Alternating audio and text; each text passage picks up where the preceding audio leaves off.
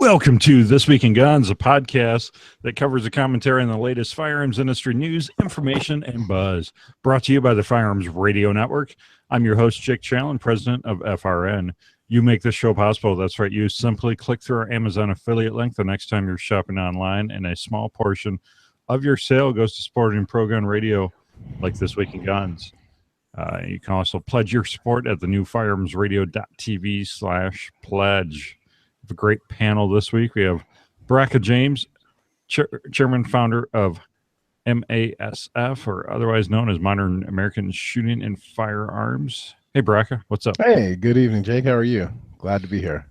Doing great. Billy Johnson, president of Boxer Tactical and retired video blogger amidst the noise. Hey, Billy.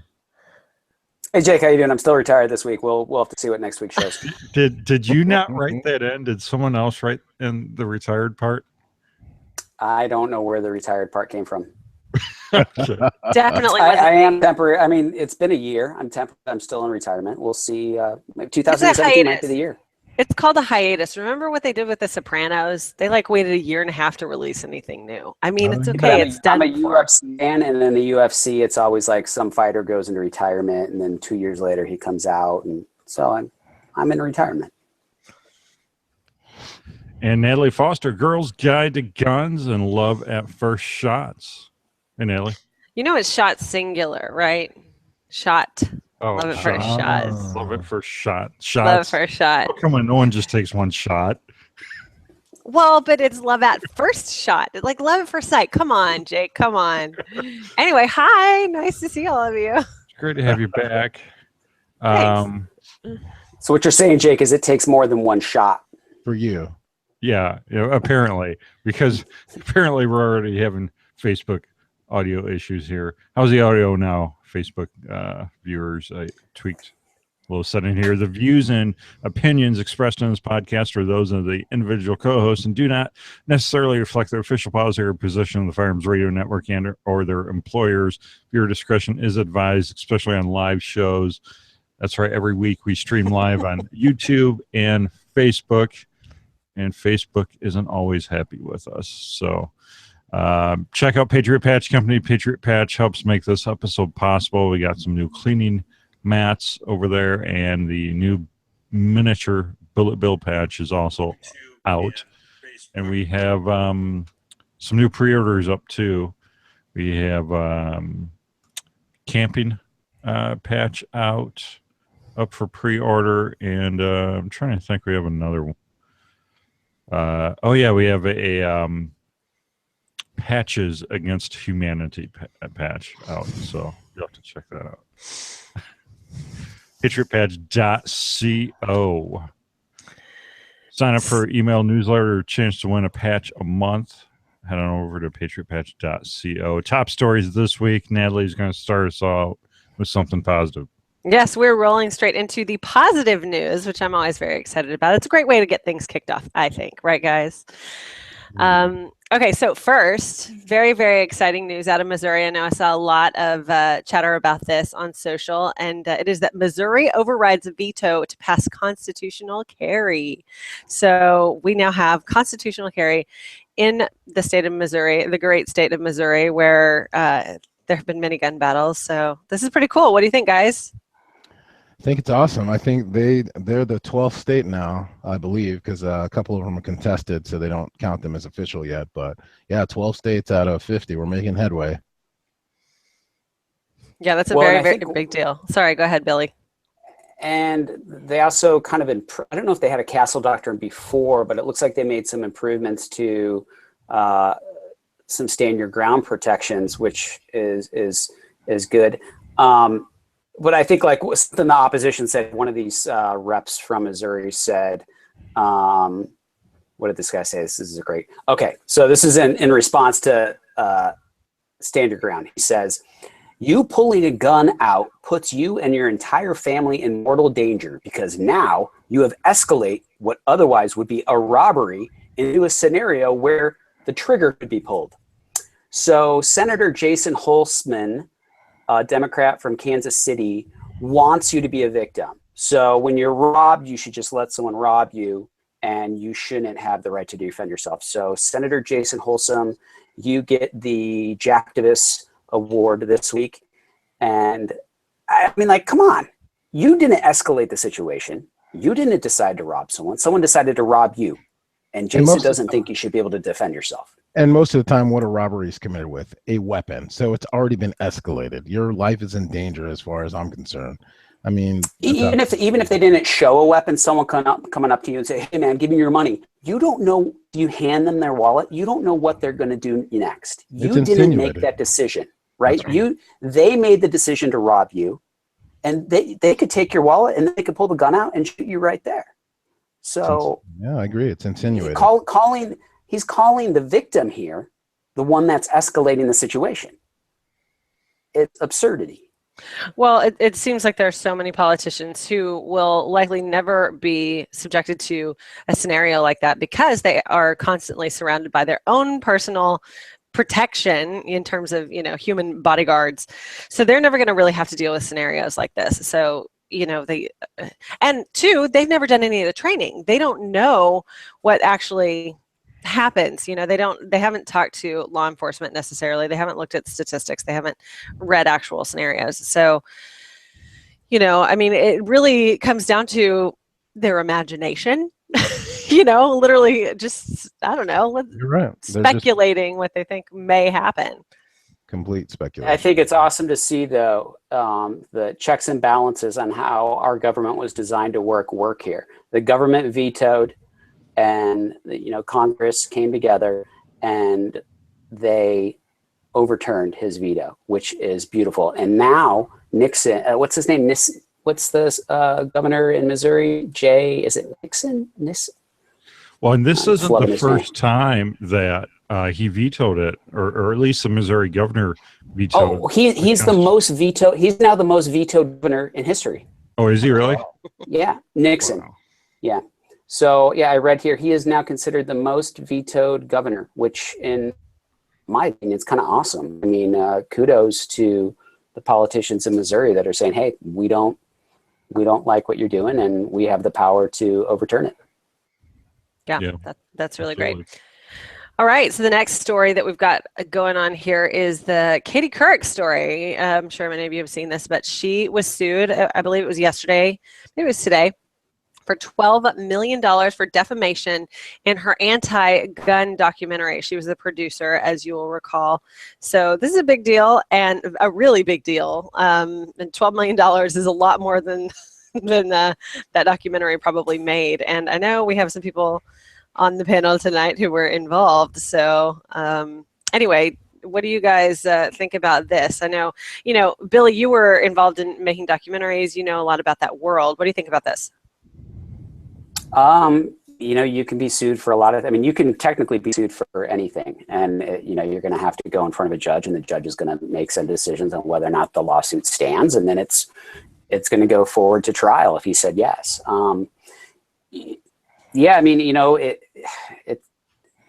As someone that's been involved, I know documentaries are insured. There's always insurance behind documentaries, whether or not that covers this or not. I don't know. I haven't seen the lawsuit, and I'm not a lawyer, but you can be held liable for what you say and what you do. And if you're going to make someone look bad by changing their language and, changing the edit. Falsely editing, and misleading. Yeah. There's the potential of a defamation lawsuit there. And, clearly that's what's happened here. I know Baraka might have some opinions you on have that. anything to add there?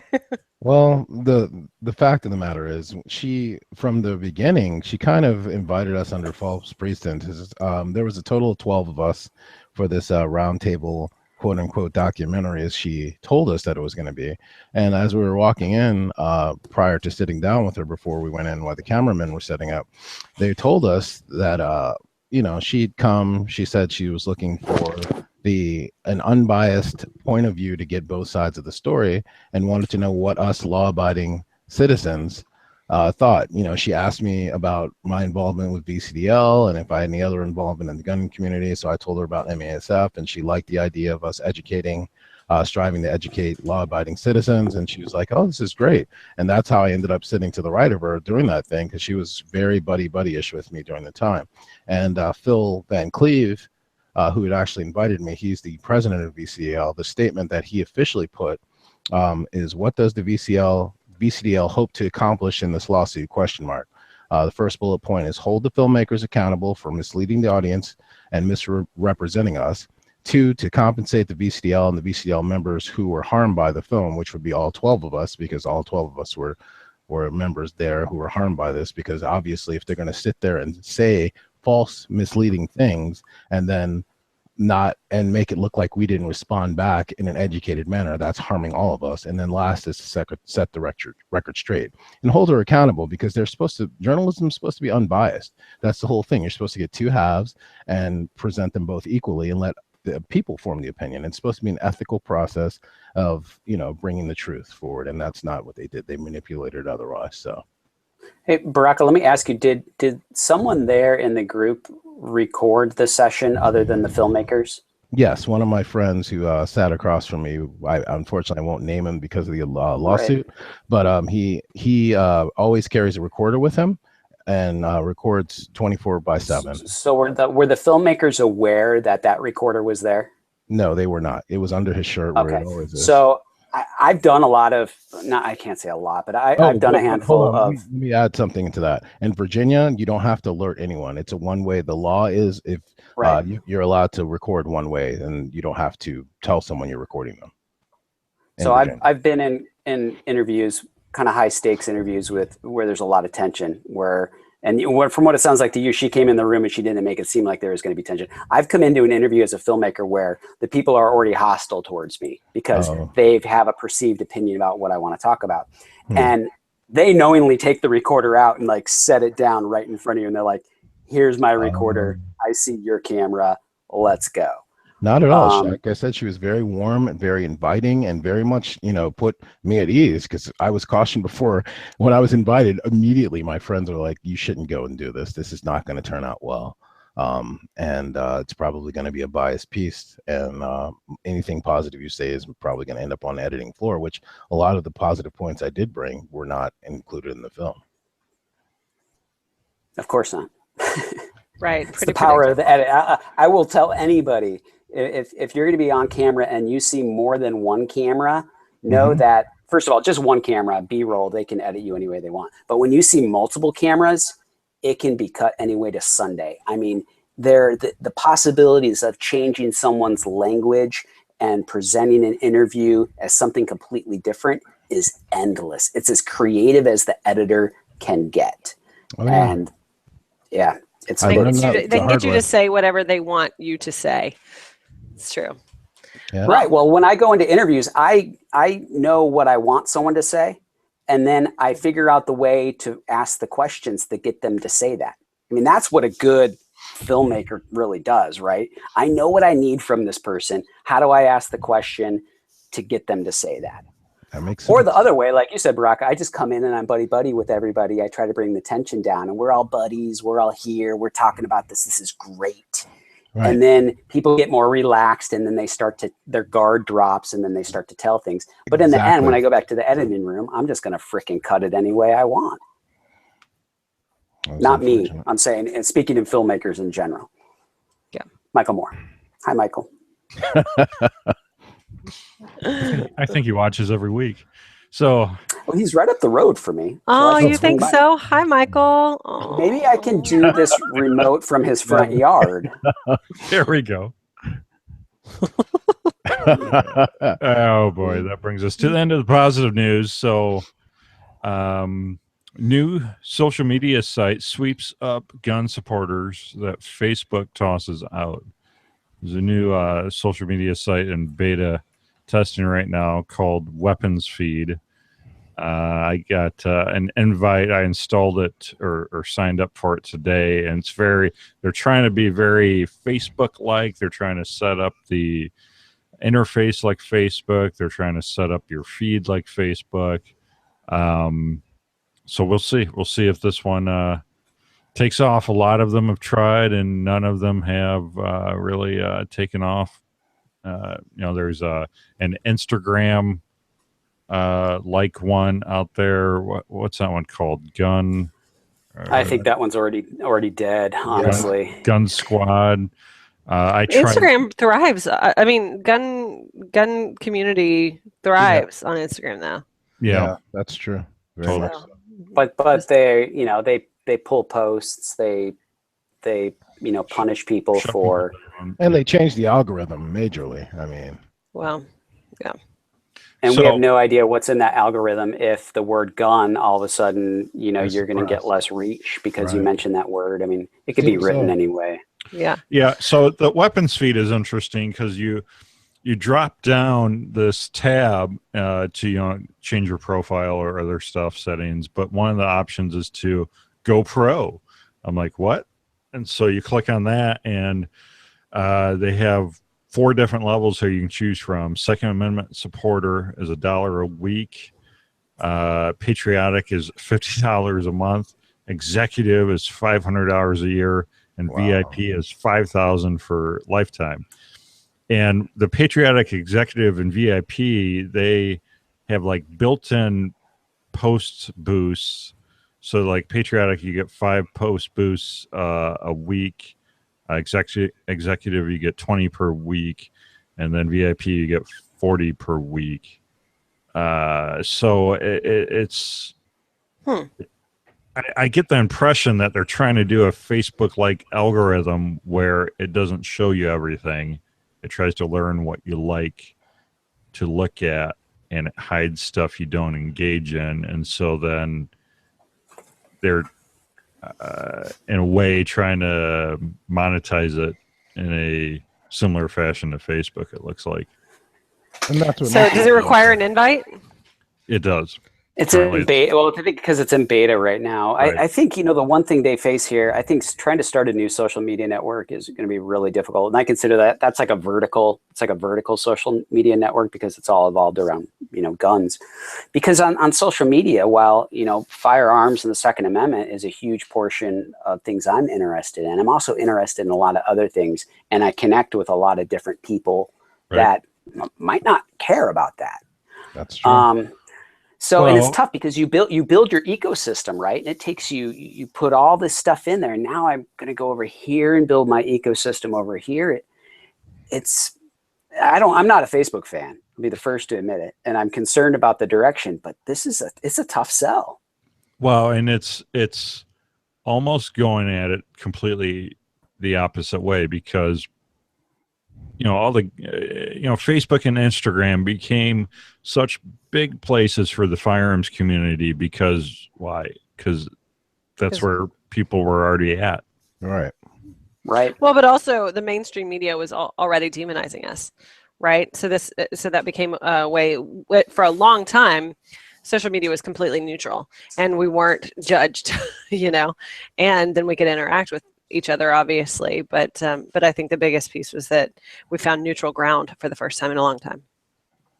That, and I think, what social media has done in general, we're far stronger today than we were 20 years ago. I mean, gun Yeah, that's owners right. and gun rights activists, we're connected in a way we never were before. Especially and that's powerful. the gun rights activists, especially when it comes to legislation and getting people to know about it. They used to backdoor a lot of gun legislation that was anti-gun, and now it's immediately alerted and everyone jumps on it right away, and I love it. Especially legislation, even polls and surveys that we used to get tanked on, and people are like, where did this come from? And now we're getting overwhelming response. I mean, people jump right on it thanks to social media.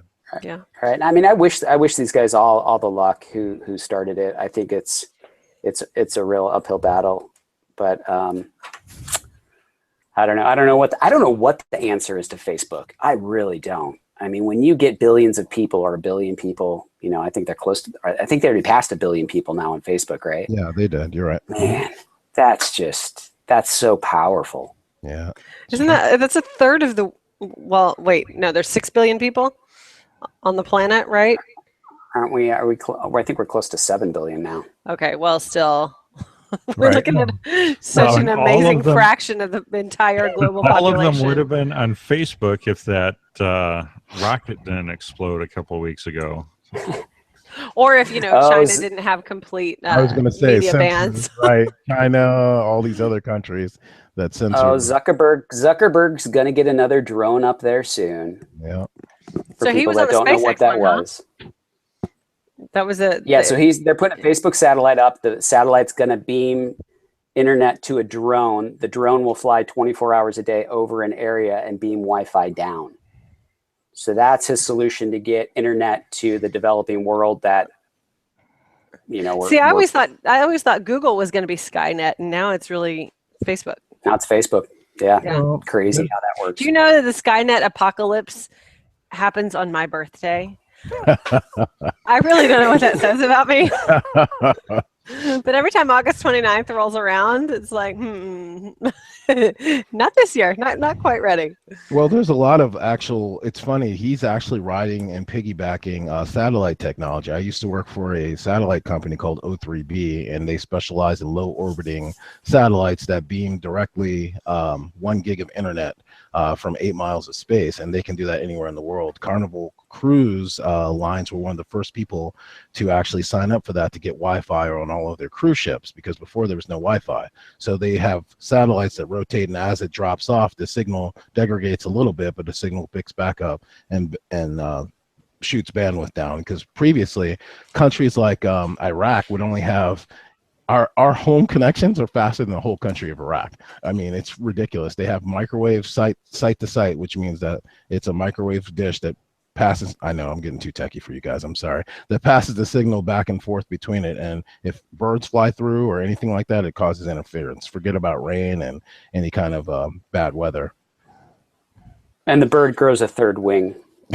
Sometimes they actually die when they get too close sometimes. So yeah. How's that meeting go? So yeah, we got this network that we're going to have a drone in the sky. What should we call it?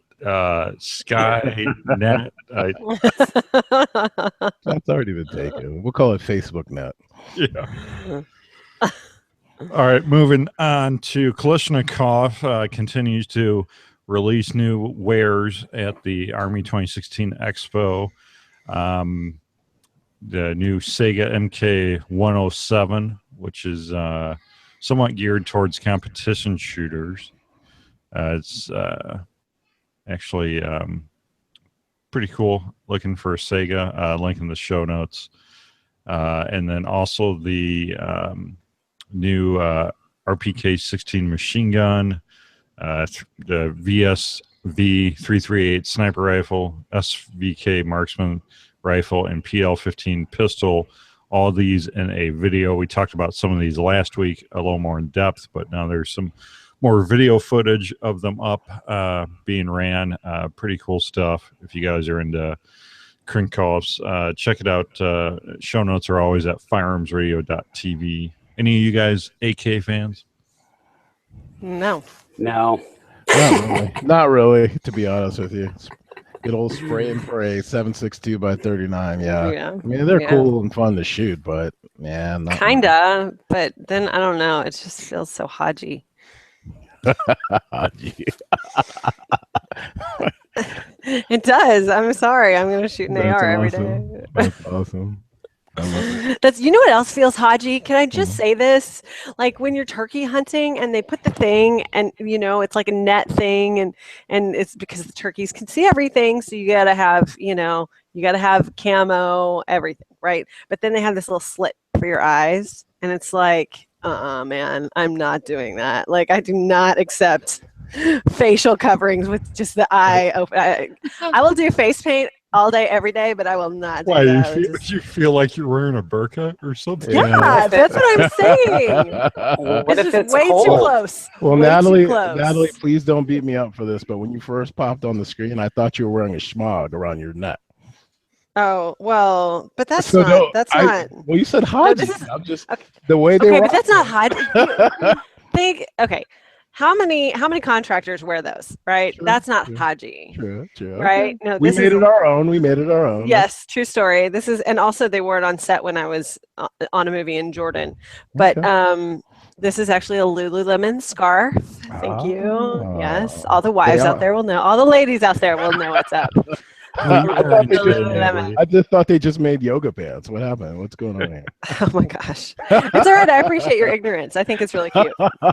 They're diversifying, like Surefire. I see. Like 511. Exactly. Good segue. Good friend. Yeah, nice segue. You're welcome, Jake. You're welcome, Jake. Sorry, did I veer us off a little bit? Sorry. Surefire releases the Fire Pack mobile phone illuminator.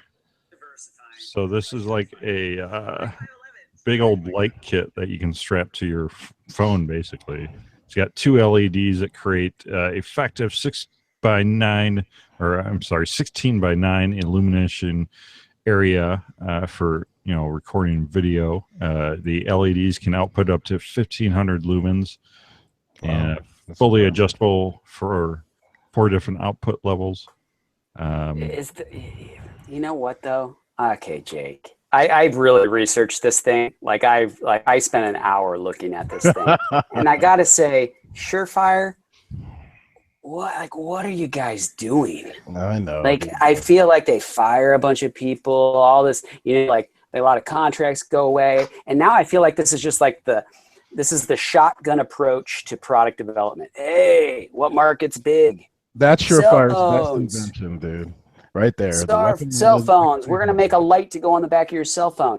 The video that goes with this product, if you watch, you're like, wow, they're really trying to make a broad appeal product here, right? Like they're trying to make something for people that really like photographs, but no one serious is going to buy this thing. There's no color temp on it. You can't control the color temp from what you can tell. They don't even tell you what the color temp of the LEDs are.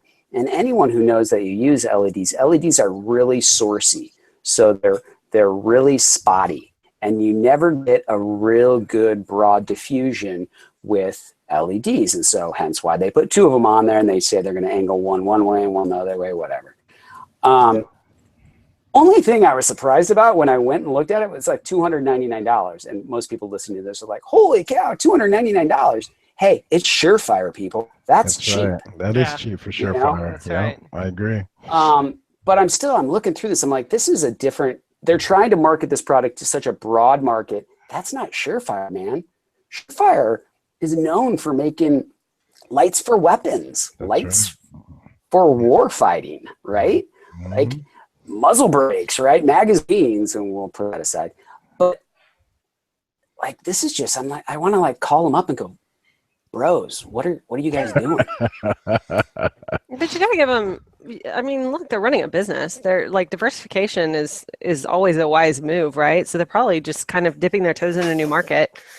I don't know. It doesn't bother me. The thing. No, it doesn't bother me. I just want to say this. I feel like it's a Remington effect. Just like, hey, we're gonna do 7,000 versions of this, and it's just weird. It's just weird because Natalie, your husband would know this, right? Right.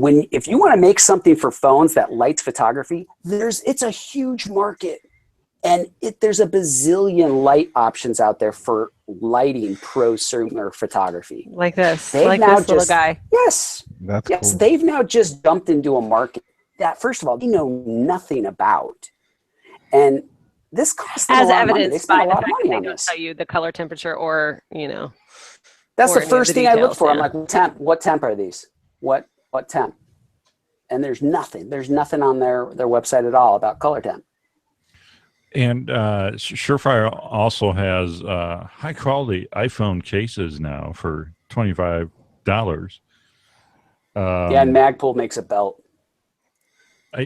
Right. Magpul made the coolest cell phone cases, hands down. Anyway. Well, and these don't look like a case I would want to own. I'm like, what's different from these from any of the million cases that I can get on Amazon? Plus, OtterBox has the best. Anyway, their community. Well, hey, awesome. to bring this full circle, I have a handful of Surefire lights, and they are awesome. Like, they make awesome stuff. I just sometimes when I look at this, and you want a company to succeed, right? And you're like, such a history here, making awesome stuff, and then you just see this, and you're like, wow. What's next, Remington? What's your next handgun, Remington? It's just you just want these. You want them to be hungry. You want them to own it. You want them to make something awesome. And it's just, I don't know. Yeah, you're right. They should stay in their lane, dude. I mean, I got close to like. No, I mean, it's a light, so it kind of is in their lane, right? They make lights, so I'll give them that. Mounted or handheld lights. I mean, yeah, lights for serious badass people doing Right. badass things. That's what they're known for. Dude, that's a slogan. You should totally sell them right there, man. Copyright and sell it there. So Magpul coming out with the PMag 21. They're now shipping. These were actually announced at SHOT Show this year, and they're just now coming out. So they're the newest mag. Holds 21 rounds in it. Says they're made out of a new durable and lightweight proprietary full polymer construction. And also one big plus to them is that they meet the 140 millimeter overall length requirements for competitors. And they come in at a cheap $19.95 retail. They haven't, everything they've touched is golden so far. Their furniture, their mags. I mean, I don't see them failing on this. I mean, I have a bunch of their 19 mags, and I've ran a lot of rounds through them. I think they're awesome. Are they? Yes, I have yet to try those. I only have the 41 round mags, the 30 round mags, the 20 mags, but never the 19. Yeah, they're priced aggressively. Mm-hmm. They're made in America. I mean, they're kicking ass on stuff like that. I mean, when it's timestamp, again, like it, and it took them a while to get to the handgun, the Glock market, because I think they were, they were full ahead on the rifle magazines. So it's interesting that it took them so long to get to the handgun mags, but I think they're making all stuff. So there's some other product decisions I think they've made recently that I'll question. Well, they killed it. I mean, they killed it last year at SHOT Show with the AK furniture and the big drum mag that took a lot of the what were those guys, X Products customers away. And they made a drum mag that actually works. Right, really well, functions flawlessly from everyone that I've spoken. Oh, did they have a lot of problems with the X mags, Jake? Well, a lot of the, not the X mag specifically, but I mean, that's been a thing with all of these drum mags for years, is that they're just not that reliable, or they just don't have that long of a lifespan. But that's what's reassuring about Magpul, is when they come out with a magazine, it's going to work. Oh yeah, and their shotgun furniture for the 870 and the Mossberg, fantastic, dude. I've used them both on both of my shotguns, upgraded them. Awesome. So they also have the PMag 27 coming out later this year. That's one that holds 27 rounds.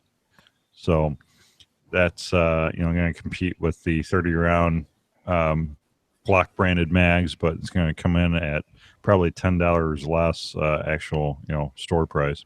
I'm stoked. I like innovation. So, yeah, it's pretty exciting that now we have a company making really reliable magazines for pistols. I hope that they expand into other pistol markets, and it'd be really cool to see them expand into higher price pistol magazine markets, because you get some of these gun companies out there charging $40-$60 for a magazine. Magpul could come in, make a great mag, and charge $20 for it, and totally take the manufacturer. I don't know if you'll see that happening though, because they're a volume company. They want to make something that they can produce in mass volume, and when you start to go into the really obscure handgun market where not a lot of these guns are being sold, and Magpul says, hey, 1,000 of those mags a year are being sold, they're not going to jump into it. Yeah, that's a good point. And you see them into this market. I mean, they're going to destroy Glock's aftermarket mag market. Their mag sales. They're going to destroy it.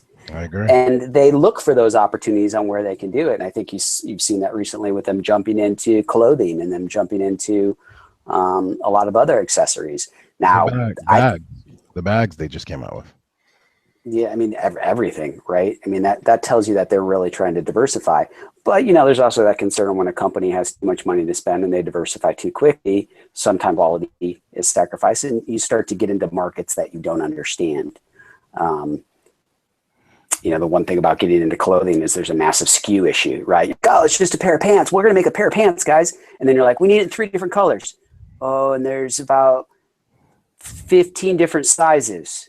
So that's 45 SKUs. That's only one SKU of a magazine over there.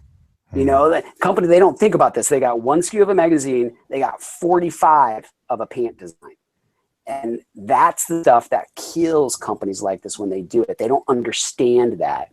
So I think in a year, we're going to see what's going to happen with them diversifying into textiles. I personally, I don't think it's going to end well. Well, my dog dreaming. Sorry. We shall see. Cops cleared in Waco Twin Peaks biker shooting. This happened a little over a year ago, I think, and massive shootout between all these bikers, and then the police got involved, and three officers involved in the shootout have been cleared of any wrongdoing.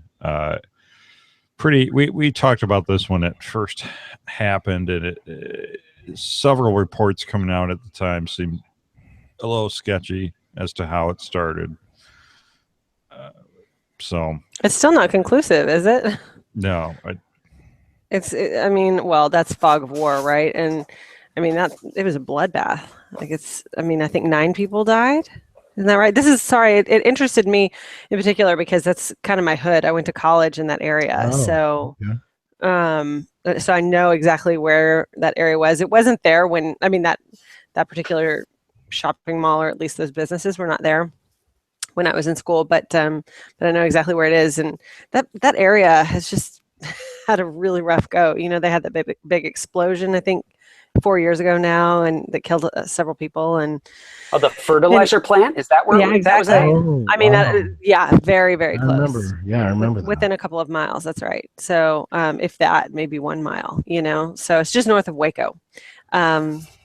But anyway, so the Texas Rangers did an investigation, and all of these cops were cleared, and it bodes well. It's another win for cops in an era when they really need it. So it says 151 weapons. You just brought. That's exactly were what recovered from the bikers. You got it, and that's why it was going to turn out well for the law enforcement officers, because they were highly outgunned. 151, man, damn, that's a lot of firepower that those bikers are carrying.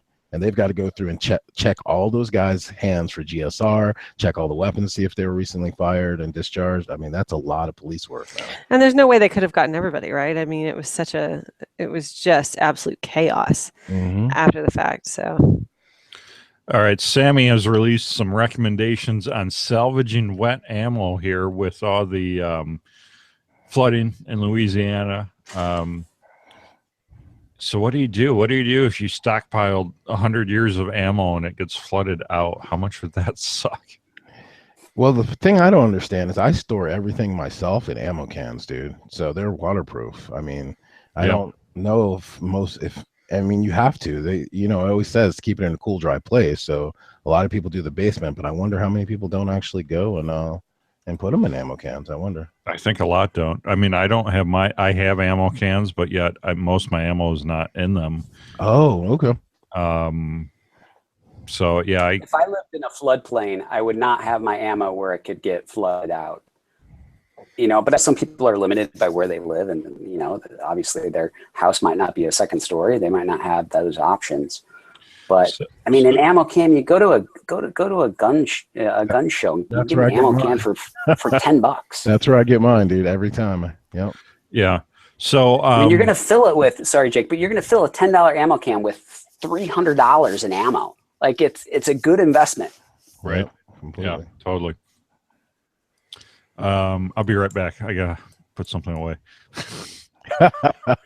So basically, Sammy says here, short answer is err on the side of caution. If ammo has been completely submerged, you probably shouldn't use it. And you probably, I find this interesting. They say you should instead contact local law enforcement for instruction on disposing it safely and responsibly. I'm like, is that something my local police department deals with on a regular basis? How to dispose ammo? I don't know. They say if it's been moderately exposed to moisture or on a limited basis, that it might be okay. Centerfire handgun shot shell could be salvaged if that exposure is limited, but if it was rimfire, it's much more likely that it's been damaged, even if it's been slightly exposed to moisture. So. They didn't really outline here what you could experience if it was exposed and something's gone bad. Could you have hang fires, or would it just not fire at all? They really don't get into that. I wouldn't want to touch sketchy ammo, dude. I mean, I'm just going to be honest with you. Well, you see guys, they'll like get this old 1911 they inherited, from their grandfather, and then they have a box of ammo with it, and it's been like in a drawer since like 1930, and the ammo is like all green, and they take it out and shoot it. They're like, yeah, it's shot. Yeah, probably underpowered. But I've also heard of kind of similar situations in which, older folks have had to defend themselves and the bullet goes 3 feet, Right. Right. Or what if you get it lodged in the barrel? I mean, I don't know. There are just so many. I'm with you, Baraka. Yeah. I would not shoot it. Better safe than sorry. Maybe you could send it to an aspiring YouTuber that could do some testing with it. Yeah, if it was underwater, I'm probably not shooting it anytime soon. But if old ammo was stored properly, I mean, I've shot 40-year-old ammo. So, I mean, I'd shoot 80-year-old ammo if it was stored properly. Ammo can last forever if you store it in the right conditions, but water's like the freaking worst. Moisture, keep it away. All right, so I lost my link. Buyback in California scores an H&K MP5 and some silencers with it. This is when I wish that Patton was here, because he would just go off on this. He hates buybacks so much and articulates one of their. Well, Billy, you do a great job of that too. Well, this is Marin County. Right? So like they're all excited about the buyback, right? Like these people are like showing up with their bottles of wine and their glass, and they're like, "Here, I don't need this anymore." And someone turns in. But it's stolen. This has to be stolen, right? Yeah, or weird things happen. It could have been parents die, grandparents die, people take over people's estates, they show up, and all of a sudden they find like rare guns. They're not gun people. The person that turned this in might not have even known what the heck it was. And I'm always saying, like, how do I ever find that estate sale, right? Right. Of course, if it didn't have the paperwork, you couldn't get it anyway, but it's fascinating. Every now and then you read the stories of like something totally awesome shows up at a gun buyback, and you're like, don't crush it. Don't. And they're going to crush it. But to your point, like the bad thing about that is, especially in California with their ignorance of the law doesn't excuse you from it. And that's what they'll always tell you. One of my friends, his great grandfather, they went up to check out his estate up in Canada. And this dude somehow had some World War II fully functioning automatic guns in Canada, dude. Yeah, totally illegal, like to the 10th power. And they destroyed them immediately. They did not, because if they called the Canada Mounted Police, they would have been in trouble for possessing them, even though they just went in the house and found them there. But they'd already touched them by this point, so they had to destroy well, them. vets from World War II came back with guns stuffed in their duffel bags all the time. I mean, it was just... Yeah, no one cared. I mean, you could own anything back then. Yeah, no, that's the unfortunate part. So get this buyback also turned out a FAL and a G3, and then some really unique pistols as well. It's just crazy. I'm like, looks like a cartel pistol, if you ask me. Yeah, it does. All the engraving on it, you're like, this is a cartel pistol. Well, we had that story about the California guy that was supposedly really an alien and had all those guns. So weird stuff happens in California. Like an outer space alien, or are we still using that term? No, outer space. Okay. There was another one in, I think it was Santa Barbara County, or maybe it was here in LA County. Oh yeah, it was in the Palisades, like really close to me, like a couple of miles. And the guy first he died in his car, like this is a guy. The same guy. We covered this about a month ago. Yeah, was it only a month ago? No, it seems like it was so much longer. Yeah, it was like a long time ago. But anyway, he had like a ridiculous cache of firearms. We covered it a month ago because they still haven't done anything with the firearms. Remember? No, are they still sitting there? No. We covered it because his kids want them all destroyed, or whoever's inheriting them wants them all destroyed. They don't. You're right. They don't want the money from it. They just want them destroyed. They don't even want to sell them. Right. Yes. Yes. It's like over $1 million in firearms. Yeah. They're trying to make some statement. Well, congratulations on that, and then just hand them over to me. If you don't want the money, sounds good. All right, we're going to go ahead and get to the I'm offended section. Who's taking this? Oh, it's the I'm offended section. Did I sound like you there, Jake? I'm offended. Okay, this is the section. No, okay. So the only I'm offended story we have this week is as I scroll through here and I try to find it, and I can't see. Bottom of the first page. It is that John Hinckley Jr. was released from his mental institution and allowed to go live with his mother now in Virginia. Great. And so John, I'm sure his mother's totally capable of taking care of him at this age, for sure. Yeah, there might be some millennials listening, so we need to go. For those of you that don't know, John Hinckley Jr. was the would-be assassin that had an infatuation with Jodie Foster, the actress, at the time that she was going to school, I think in Connecticut or somewhere. And he had been stalking her, and he thought that the only way he could get her attention and win her over was to go and assassinate the president, Ronald Reagan.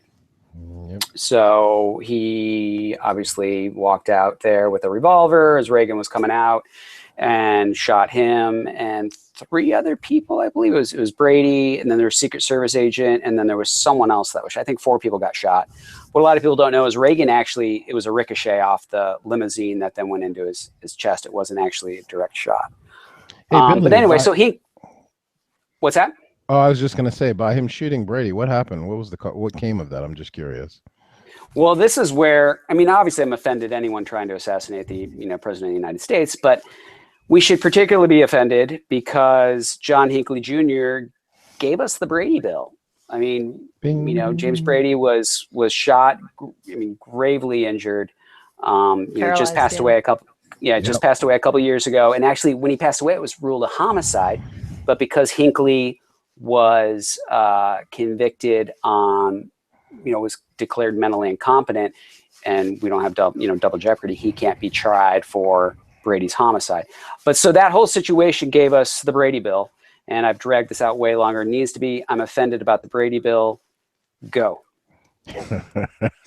I'm also offended that the guy that shot our president is now out just on the streets. I understand that he has some restrictions. I don't care if he's mentally incompetent. What it does is it sets a precedent. It says to anybody who wants to harm the current or future presidents that, if I have good representation. And it looks terrible. It's so indicative of where we are in society right now, and how we're not going to implement any sort of hard consequences for people's actions. And exactly, what would have happened if he tried to assassinate one of the presidents 200 years ago? He would have been assassinated himself. Dead. He would have been dead. Yeah. Done. Yep. Right. Yeah. So anyway, I think it just says a lot about society. And I know that one of the restrictions is that he is not able to speak to the press. So we'll see if he sticks to that. I don't really know what they plan on doing if he breaks that rule. Well, he's denying a judge's. I mean, he's violating a judge's orders. So I guarantee you, if he does break those, they are going to have him under very close watch, and he will go back. I would not mess with the judge's orders when a judge says, "Here's you're released, and here's the conditions of your release." I think that would be in a very bad for decision making for Hinckley. I'd love to know who the judge was and who appointed this judge. And well, he was in. I believe he was in Washington State, is where he was held, right? I haven't looked at the details. You know more I about don't think it than he was held anywhere around Virginia. I think there's a larger picture here. Assassination attempts have brought us most of our gun control in the last 50 years, right? The big push for gun control in the 60s was because of the Kennedy assassination, Martin Luther King, RFK, all these assassinations, Malcolm X, all these assassinations happened in the 60s. And that really got people to fire up, and that gave us 68 Gun Control Act, right? And then after the Reagan assassination, that gave us the Brady Bill. And so I find it's really interesting to think about, because you're like, okay, these are obviously very famous, very well-known leaders, important people. And when someone tries to hurt them, all of this legislation gets passed. It's just, I don't really have a point there. It's just really fascinating to me that most of the gun control we have today is because of a handful of really sick individuals trying to harm really famous people. Well, I think this goes back exactly. I'm sorry, Billy, go ahead. No, I just said that you can draw your own conclusions from that, but I think it's an interesting conversation. Well, I think it directly applies to what Baraka was talking about earlier. Dang it, I just lost my train of thought, and it was going to be such an amazing thought that I heard my child cry, and it just like it eliminates. Anyway, please continue. Someone go on, and I'll try to circle it back. Go ahead. Well, one of the reasons that California had such heavily, exactly what you were just saying, Billy. The Black Panther Party started threatening political leaders in California and things like that. So they passed a bunch of gun legislation in California because of that back in the 60s. But who passed that? Who signed that into law? Exactly. Well, well, there you go. And that's what I'm saying. So it's funny how you pointed that out, because you're 100% right, man. Well, listen, gun rights people bring up Ronald Reagan all the time, and I get it. Like, the guy was captivating. A lot of people felt he was a great leader. But I will warn you, as Second Amendment defenders, Ronald Reagan was no defender of the Second Amendment. And I'm not going to judge him more based on that. The man was shot. Right. And I don't know how much of that influenced, the Brady Bill, because he passed all that legislation in California before he ever became president. That's true. Right. So, but I see people prop him up as, images of him holding a rifle and saying, yeah, the Second Amendment. I'm like, whoa, like you've got your narrative is wrong there. Well, because people take a picture, they don't know what the basis of it was. I mean, it could have been one of his acting photos. You don't know, when he was acting as a cowboy, who knows, Yeah. If I may circle back to what I was going to say, please. The point that you made, Baraka, earlier about social media and also just the fact that we're stronger now than we have been. We're more connected, right? Now than we ever have been. Whereas, every time a madman had created all this chaos and led to all this restrictive legislation on the rest of society, that really doesn't impact crazy people at all, because, we still haven't come up with the solution yet there. That was prior to social media and that movement, the ability for all of us to connect on a really, on a much grander scale than we've ever been able to do before. So I think that's one of the reasons that the response to Newtown was so measured. Like, we understood how disgusting and severe of a tragedy this was, but we also understood that most people are not mentally ill, and most people are not going to go in and do that. Most gun owners aren't. So I think that's probably really, that is the first time, if we look at this string, well, maybe not the first, but Billy, you may be able to speak to that, but certainly the first that I can recall, where a madman goes and commits a heinous, unspeakable crime, and we react in such a measured way that actually still protects our rights, you know? True. Well, on the state level, I would say it hasn't. We've had lots of states pass legislation based on that event. So, I mean, and obviously that's the new strategy. Well, but we just got right? Missouri I open mean, carry, you know, constitutional carry. yeah, but those were, I mean, there's going to be always going to be a handful of states that are Bloomberg and every town aren't going to spend any money in, because there's no way they're going to affect Missouri, right? I mean, No, it's such a red I don't think state. so. Missouri has always been pretty contentious. My Well, understanding you of have it is two that big, but Go you ahead. have two big metropolitan areas, right? You have St. Louis, and then you have Kansas City, Missouri. So, and like a lot of those states in Michigan, right? We have Detroit, we have Flint. The rest of the state is red. Our, you know, all our, you know, our state house and everything is mostly red because of the geographic, how large the state is. But general elections, we lose because it's population. And a lot of those red states are that way, right? They have, you know, a couple centers, couple population centers, and for the most part, the rest of the state's red.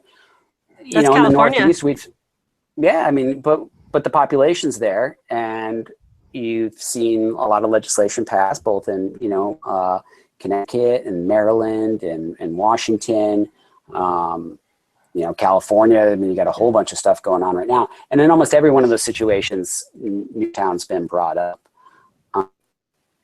You know, and it's going to be used for a long time. And I don't know if I would say the reaction was measured. I just feel like, because I was kind of like that when my whole YouTube thing started, right? And so I kind of felt like I have a different recollection of that because I was thrown into it and what happened after that event. And, you know, I mean, people threatening to kill me and showing up at my house just because I made a video. So I have a different feeling about that, because I think like the tensions, I mean, I felt it firsthand, right? Right, but we didn't have any new legislation passed, new federal legislation passed, but you we know. were close. We don't realize how close we were. We were close. But it took, I think if we didn't have the internet and we weren't connected in the way we were, I think legislation would have passed. Yeah, I agree. We stopped that. We the people stopped that. Yes, we did. Because we let our politicians know that we were watching them. But man, that I still, like, when I think about that, that was close. That was about a 4-month period where I think we were going to have a new assault weapons ban. And we would have, if not for the internet, we would have 100% had Yep. it. Well, and we're still looking at that if we get another Clinton administration. That's true. You're right, Natalie. And worse, especially with the Supreme Court at risk. If Republicans lose, you know, if Republicans lose control of both the House and Senate, we're done. It's going to be. It's going to be. done. We're not going to. The Republicans are not going. And I say we because Republicans support mostly gun rights, although many of them are questionable. But if the Republicans lose the House and the Senate, and Hillary's in, gun rights activists were screwed. Oh yeah. But it's going to be very hard for Democrats to take the House. There's a good possibility of them taking the Senate. I think the House is outside of the Democrats. Yeah, they're not going to be able to, and that's the reason that's prevented Obama both of these terms from passing more, is because of the Republicans owning the House. I mean, if not for that, thank the Lord. I mean, imagine. Oh, right, and we talk about after Newtown legislation would have passed the Senate. We have to remember that legislation was originating in the Senate. It was still going to have to go to the House, and it was going to be very difficult to pass the House. But that was a rough couple of months there. I mean, and I mean, you know, it's. But to Natalie's point, the first thing up is the Supreme Court justice appointment for Scalia's Anthony Scalia's empty seat, and then what is it, 4 to 6 more over the term? That's a little generous. I think I've heard it's 2, 4 at the most, but 4. Well, I mean, it doesn't matter. It doesn't matter. One. True. Matters. True. You're right. The one is the first thing right in office is one. Yep. All right. Way too many stories to cover this week. As always, you can catch up extra stories in the show notes, which we'll post tomorrow at firearmsradio.tv. You can also pledge your support at firearmsradio.tv/pledge to talk about these shows after the show. If you pledge it at the hangout level, you get to hang out with us after the show every few episodes a month. So Amazon, Baraka, do you shop Amazon? Yes, I do. Actually, it's more times than I care to admit. It is where I live out here in the country. We love Amazon Prime because we can just get anything shipped in 2 days. So we constantly use it, man. It's fantastic. Well, that's awesome because we have a handy affiliate link here you can click on every time you shop Amazon. Yes, and I will make sure. Portion of the sale goes to supporting the show. Do you do that? I will now. From now. Oh, geez, you haven't been. No, throw you on the spot here. Sorry, I am so sorry. Not supporting. I have to be honest, though. I'm honest, Abe, man. I can't lie. I cannot tell why. Did you? I'm going to confess and say I haven't either, and I buy a lot on Amazon. Where is that affiliate link? Thank you, Natalie, for backing You're me welcome. up. Just to take the spotlight off of you. Okay, there it is. FRN's Amazon affiliate link here. I appreciate you sharing in the pain. So bookmark firearmsradio.tv/Amazon. Both of you. Click that right now. Bookmark Doing it now. Done. Okay. And now our revenue is going to go up like 500% now that you two are clicking it. I mean, that's the likelihood is high. But yeah, you can support. You can also click the banners on firearmsradio.tv. We're all having fun here, but it really does support the network a great deal. So I appreciate everyone clicking those Amazon affiliate links. And again, you can bookmark firearmsradio.tv/Amazon. So I guess, Natalie, you got to take off here. Sorry, I muted myself because my little guy is loud. Yes, I need it to run, but always a pleasure chatting with you gentlemen. Thanks so much. Appreciate you coming on the show anytime. Yeah. Good to see ya. Take care, Natalie. Yeah, you too. Good to see you guys. Drive safe. Bye. Bye-bye. See ya. So we are to the full auto news segment, the stories real media won't talk about, and other crazy stuff. Each of the hosts picks a story to call their own. While you guys are picking your stories, I want everyone else to head on over to jwbmilitary.com. That's the home of JWB Military and Brass. They have awesome, ready-to-load, fully prepped brass. You can get pretty much any of the major calibers that you're looking for: 9mm, 223, 5.56, 300 blackout, 308, and you can order it so it's ready to put in your press and load. It's fully trimmed, sized, ready to go. jwbmilitary.com. They also have some really cool steel targets over there that will fit anyone's budget. jwbmilitary.com. All right, Billy, what do you got for full auto? So you know what I got to go with, Jake, and I know you set me up, Florida man. So here's a story from Florida where there's not a lot of context of what's going on here, but two men inside a home. One of them has a bulletproof vest. The guy says, "Do you think it'll stop a bullet?" And the guy's like, "I don't know. Let's try it." The guy puts it on, points the gun at him, shoots him, and ends up killing the guy. So not immediately. The guy runs out when someone calls the police. Guy runs out, and they find him in the front stoop, and he's got a hole in him, taken to the hospital. He dies a few hours later. And the guy that shot him originally, like, we don't know what happened. You know, he just shot himself in the bulletproof vest. But then some witnesses came forward and stated that no, he did shot him. And I think these men were cousins, I think. Yeah. Yeah, they were cousins. You know, I don't ever like to say anything about a victim. I will say that these men were a few fries short of a Happy Meal. Did not have the intelligence of probably more than a fifth grader. People, you do not need to test a bulletproof vest. If you are going to test it, take it to the range and shoot it without a human being in it. I don't even know how a conversation like this gets started. Like, oh, hey, I'm wearing a bulletproof vest. Let's try it. Bam. And what was the guy shooting a 44 Magnum at, point blank? I want to know more on this story because I'm just kind of like blown away. And today's Darwin Award goes to these guys. So. Yeah, there's some crazy videos out there too. Like there's a couple of Russian videos, guys shooting each other with AKs, and there was one video of a guy just holding a plate that you put in an armor carrier. He's just holding a plate and shoots him. I'm like, those bullet fragments have to go somewhere. I'm like, how can you just hold something like that? Yeah, it's nothing I want to try. I mean, yeah, I'd love to shoot a bulletproof vest at the range, putting it downrange and shooting it. I don't want to. Yeah, I'm a dummy. Dude. Well, they put it. I have no desire to. Say, ding, zing. There it is. So I don't know if you guys remember, but this was probably around the time this show launched. But we had, I think it was one of our first full auto stories about a guy in Britain that tested a stab-proof vest on himself and ended up stabbing himself to death. Wow. Yes, I saw that. Yeah.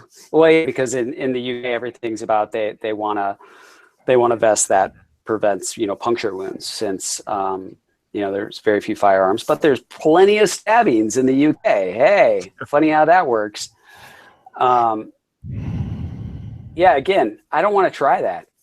Hey, I'm wearing my puncture-proof vest. Hey, I happen to have a 12-inch knife. Let's try this out. Okay, Braca, what do you got? This one, oh man, it's just like watching old bad episodes of Cops when a California woman went and got a range instructor to try to kill her husband. Apparently, she called her husband out late at night and had this guy. She is 43 years old. And she took lessons from this guy named Weldon McDavid, who was 49 and is employed at a range called Iron Sight Shooting in Oceanside, California. And they planned an ambush for a month before it attempted, and it failed horribly. They had the woman called her husband out at 11 o'clock at night. The guy hid in the bushes, waiting to try to snipe her husband, and apparently injured him, but did not kill him. And now they're both going to jail, facing 25 years to life in prison. I mean, absolutely something out of a bad movie plot. I mean, I don't know. I'm a little you hear things like this all the time. These people that are plotting to kill their spouse and everything like that. I'm like, listen, people, divorce is really easy in this country. I mean, half the country gets it. Exactly. I mean, I just don't get it. And not to mention these people. Whenever a spouse dies in some mysterious way, the first person, is they're going to look to the other person in the relationship. Exactly. And then very quickly they find out that this person has a new best friend. And they communicated the whole plot through text message, and it's all right there in the phone. Dude, I mean, every time. Yeah. Oh man, the future. Well, the future is here. The ATF has an app for anonymously sending in your tips. That's ridiculous. You know what's bad about that is you get the anti-crowd that is famous for swatting people. And for those listening or watching that don't know what swatting the term is, for instance, there was a gentleman that walked in, I believe here in Virginia, who was open carrying into a 7-Eleven. An anti-gun person saw it on their way out the door, decides to call the police and say, hey, there's a guy who just walked in to 7-Eleven with a gun. Very vague, intentionally walking, being vague so that the police would show up and quote unquote swat him. And the guy was, the police here, since Virginia's an open carry state, did not go overzealous. They walked in, saw the guy was open carrying, just buying, whatever he was buying from 7-Eleven. It was very, it went very calmly. The guy presented his ID. He was very cooperative and everything was cool, but that wasn't the intention of the person. And, had it been another place, it could have gone very badly. I mean, Well, being vague like that intentionally. People have died from being swatted. Oh, I didn't know that. I was not aware of that.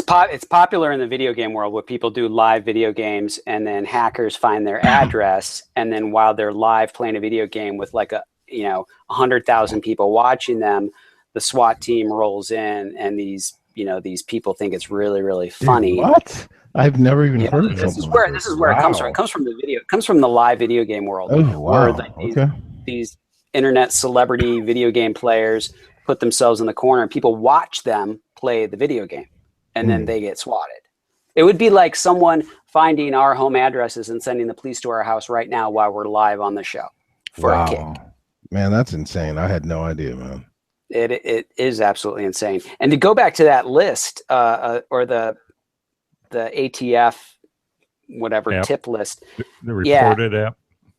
New York was doing something really similar. I don't know if they had the app or not, but right after their gun legislation passed 2 years ago, they started offering $500 for tips for people that had illegal assault weapons. So again, we're going to make something illegal, then we're going to start offering people money to narc you out, and we're going to send you to jail for something that you legally bought. It's your constitutionally protected right, and so on and so on and so on. Yeah, I mean, if you really want to go down, we talk about how we're all connected. I don't know. Is that a good thing? Because I think about the movie 1984 and where things could lead. We have things like the ATF app. We're reporting.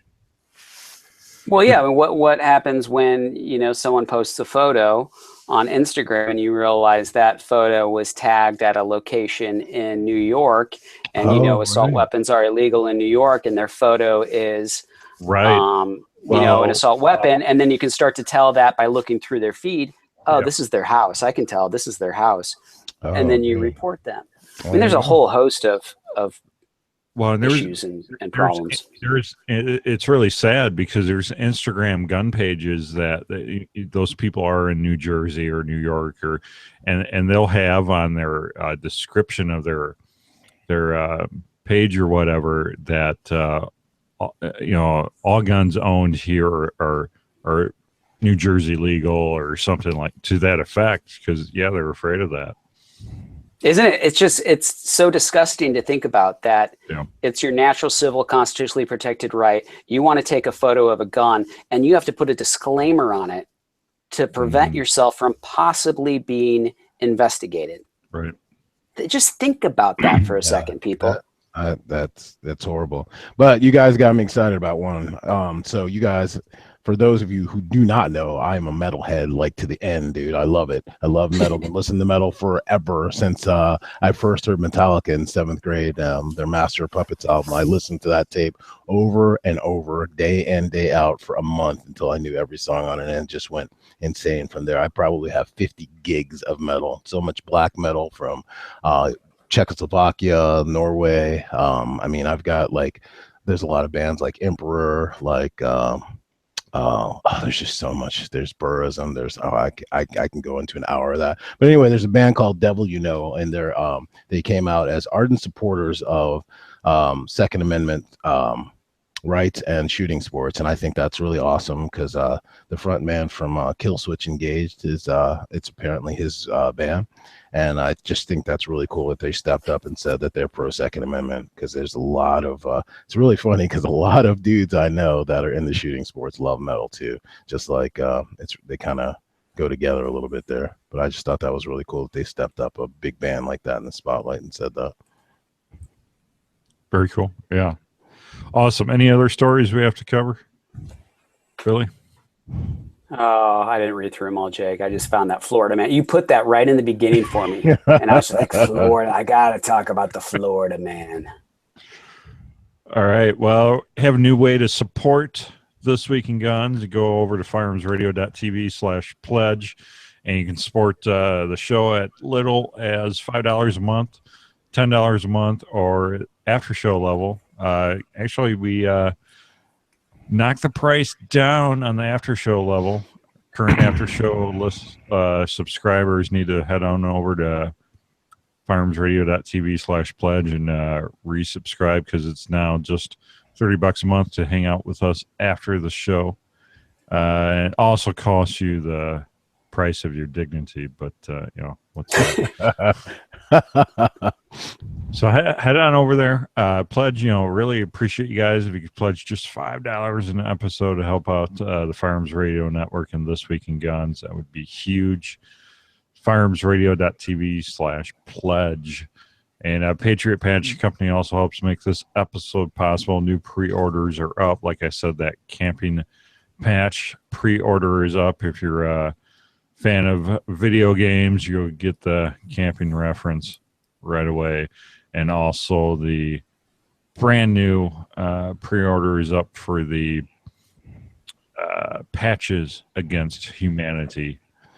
And also we have a new Patch of the Month Club that's going to be launching very soon. Just wanted to float this out there, tease this, because for $15 a month, you get an exclusive patch that you can't get anywhere else except for the Patch of the Month Club. And you get a matching high-quality indoor-outdoor sticker with it as well. So we'll have more info on that soon, coming to Patriot Patch Company, patriotpatch.co.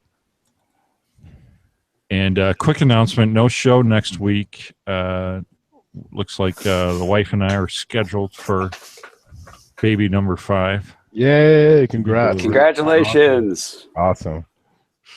I just stopped counting at this point. It's really, my wife's like, when we're leaving the supermarket or something, she's like, "Are all the kids in the car?" I'm like, we got at least half of them. We're good. The Magnificent Seven. Perfect time to come out. Absolutely. So yeah, no show next week, but we will be back the following week. So yeah, this is part of the show where we see what's going on with Billy and Brock here. So Billy, what's going on with you and your company, Boxer Tactical, and where can people connect online? I haven't been on. I don't think I've been on for a while since we announced 2 weeks ago our new Apogee belt, something that we've been working on for 18 months now, and it's a ratchet style buckle, very kind of similar to a zip tie. If you haven't seen it, go over to our Instagram page and scroll down, or go to our Facebook page and check it out. We're going to start shipping those towards the end of October. They're going to go up for pre-order in 2 weeks. And just so people know, there's some people, there's a lot of, the video that I made kind of went all over the place and got a lot of people saying, this has been done before. And I'm like, well, first of all, we never claimed to invent the ratchet buckle. It comes from the zip tie. It comes from ski boots and snowboard bindings. And there's been other ratchet buckles for almost 3 decades. What we did is we made a high quality American made buckle, machined it out of 5 different pieces of aluminum, something for the gun market, something that's going to hold up to heavy abuse, that's made in America by Americans, paid a fair wage. 100%, the belt material, the buckle, everything. And we're really proud of that. If you want to buy the $24 Chinese made buckle, that's totally fine. Like, those guys got a good thing going, but that's not what Boxer Tactical does. That's not why I got in this. We make American products by Americans, for Americans, or anyone else who wants to buy it around the world. But we make high quality products, and we're super, super stoked about this. And so check out the video and stay tuned over the next 2 weeks. No, it's really awesome. And, Billy, you need to talk more about how you guys really are committed to being 100% American made. Well, and I think your tagline's honestly American, which is awesome. Well, I should correct that. We have 2 components that are not made in America, but honestly American is where we've decided that we're going to list where all of raw materials come from. So you go on our website, you can see where all of our raw materials come from. And we're going to be taking that a step further towards the end of this year. We're going to start to show how many employees are employed because of those raw materials. And this is something people don't think about, and this is really important to me. When you buy a product that's made overseas and it's assembled here, you're only supporting those people that are assembling it here. When you buy an American-made product that is made with as many American-made raw materials as possible, you don't only just support the people at Boxer Tactical, you're now supporting all of those employees at all those other raw material manufacturing facilities around America. Awesome. That's awesome. And it adds up so quickly. I mean, just in some of my rough estimates for this new Apogee belt, we're going to be over 2,000 people. That's so awesome. when you get this belt, you just see this belt and this really cool thing that was machined from solid 6061 aluminum at a shop right down the street here, and a belt that comes from Ohio that's made in America and Boston, America. But you got to keep tracking it back. Where's that aluminum come from? Who's making the box? Who's making the hang tag? Who's making the packaging? And it's 100% American. And it's really, really hard to do. And we haven't succeeded on every product. The Cobra buckle we use is made in Austria. We have another new product coming out that half of the material comes from overseas, and we ship some there, they put it together there, and then they bring it back. So there's some real complexities to this. We're trying to be more and more honest about it and more open about it, because it's something that, I mean, it's really important to me. Transparency, knowing where things come from, knowing that people were treated fairly in making that product. Those are all things that are super important. And, you know, we've made a commitment to, and we're going to keep doing it. It's also why we don't sell a $19 belt. Awesome. I mean, honestly. Very cool. I wear a Boxer Tactical belt every day, so really enjoy it. Baraka. Cool. And I Yes. know where you got that from. Yeah, I don't know. Some guy. I don't know. Some guy on the internet. You know. But yeah, no, I love how your Honestly American page lists the states that the materials originate from, you know, all the way down from your labels to printed labels to stickers to hang tags to product boxes to packing tape. Oh wait, packing tape's made in Canada. It's printed though in New Jersey. Oh, it's printed in New Jersey. You need, but that's an old tape. Our new tape's made in Wisconsin. I think that's listed on there too. That's Canadian, really cool. taking all the tape out of America next week. Full expose. Canadian tape exposed. Call Katie Couric now. Oh Lord. So yeah, boxertactical.com. So Baraka, what's up with do you call it mass? MASF. You always a lot of my friends say massive, but I just say MASF. But a lot of my friends say that. Well, personally, with me, let me see. Last Saturday, got back and I started doing some personal growth and exploration. I just started Korean school. I can already read Korean, write Korean, and understand like 60% of it. So I'm going for mastery of the language. So for the next 32 weeks, every Saturday for 3 hours, I'm in a full immersion course where the instructor speaks Korean to me the whole time, and we have to respond back in Korean. And they give us a lot of homework, so I'm stoked about that. But I'm even more stoked. It was wait. Are you like preparing for Red Dawn? Why are you? Well, that's the worst time that we have. But let me see. I started my interest in Korean back in 1998 when I started Kumdo, which is Korean sword fighting. It's the same as Kendo, Japanese sword fighting. That's how many years I've been doing samurai sword fighting.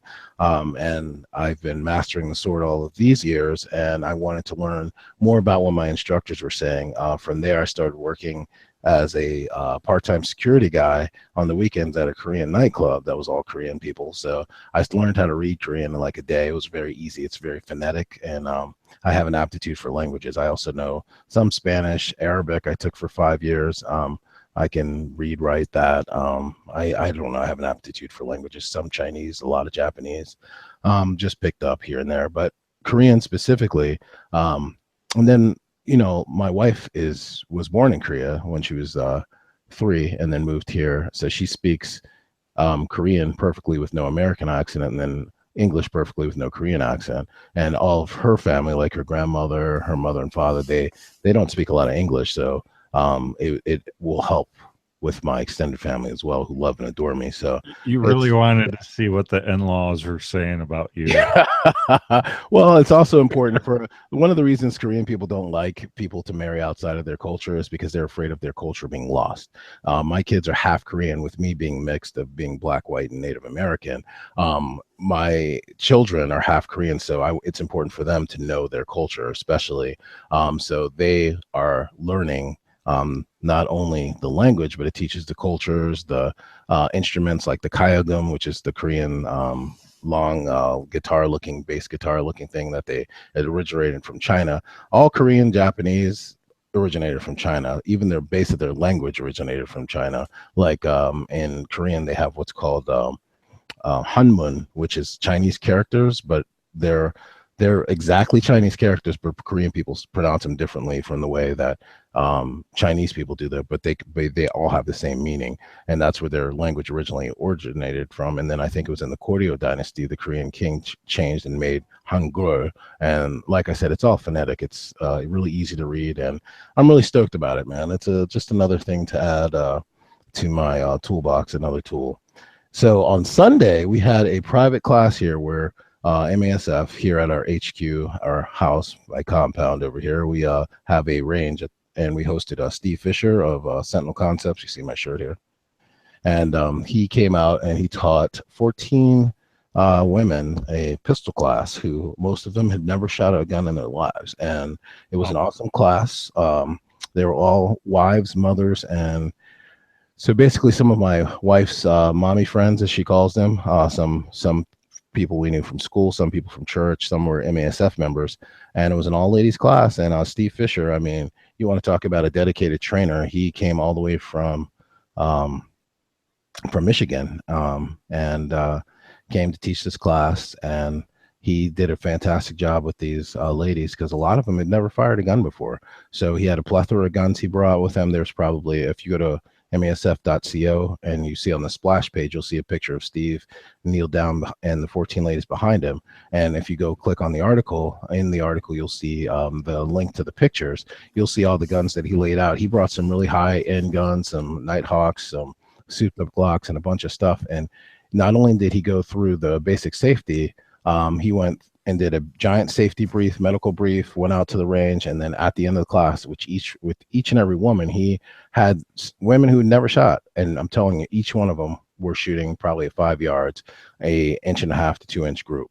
And he spent time one-on-one with each of them, correcting their stance and things like that. And one of the ladies, who's a full-time mom of 3 and part-time accountant, because her husband has a company. Her name is Virginia Fredericks, and this is her quote, and that's in the article: "Spend some time on the range preparing to defend myself and my children, and if the need should ever arise. It felt very fitting to have the urge to protect on this day," meaning September 11th, "when so many people lost their lives. Many prayers for the victims and their families today. God bless them," from Virginia Fredericks.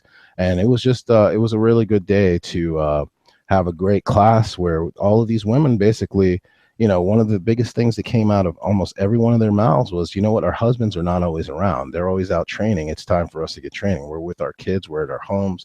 And the fact that they're taking responsibility, personal responsibility for the safety and the safety of our future of America, which is our children, was phenomenal. I mean, there's nothing talking about doing, you know, one of Steve's catchphrases is "do work." It's actually on the back. This is doing the kind of work that we need for our society and our community. I mean, having our wives trained, and it's just a beautiful thing. I think I wish more women would understand, because not every one of these women wanted to carry. Some of them, one of them said, I just want it so I can be able to protect my children in my home. I'm never going to carry a gun. I'm never going to get a concealed and carry license, but I want to know how to run the gun effectively, hit shots on target, and have it safe in the house around the children. So, I mean, it was awesome. And that's really cool. All my contact info is if you go to masf.co and you click on the article, at the end of the article, it has all of my Facebook, Instagram, all that good stuff. But as always, MASF, we're just trying to evangelize safety education, proper mindset, and training. You know, it's your gun rights are your right, and safety education, training, and responsibility is your responsibility. I mean, those are what we want people to understand and want people to know. Awesome. Yeah, keep up the great work, Rocco. Thank you so much. Great to hear. So leave your feedback by commenting on the bottom of this YouTube video or on Facebook, however you listen and watch. Don't forget to check out the live video every Thursday night at 9 p.m. Central. Leave us a review on iTunes or however else you can leave a review. Contribute to the show using the Amazon affiliate link. Bookmark firearmsradio.tv/Amazon. And yeah, so Billy, thank you so much. Yeah, thanks for having me, Jake. Appreciate it. Thank you, Baraka. Thank you so much, Jake. I really appreciate being here as always. It's an honor. Thank you. And that's a wrap. We'll see you 2 weeks from now.